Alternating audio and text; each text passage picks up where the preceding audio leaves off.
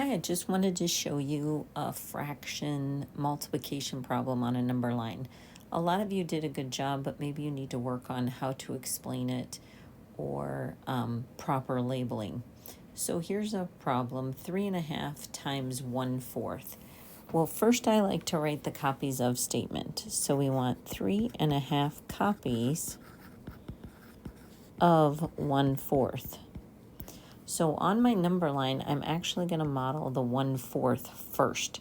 So I'm going to take my number line and I'm going to split it into fourths.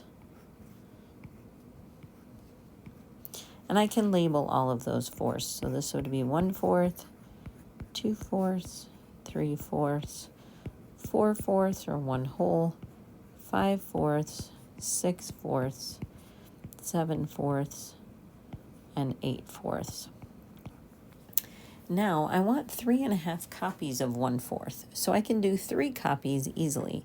So there's 1 copy of 1/4.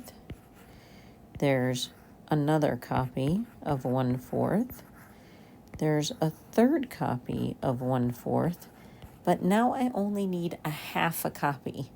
So to get this half a copy, I need to only go halfway between these. So I'm going to say 1/2 a copy. But now I need to know exactly what this position is on my number line. So I'm going to change colors so I can see the other labeling.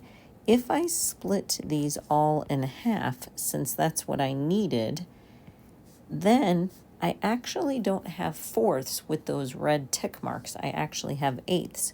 So I'm going to relabel this number line 1/8, 2/8, which is equivalent to 1/4, 3/8, 4/8, which is equivalent to 2/4, which is the same as 1/2, 5/8, 6/8, and 7/8.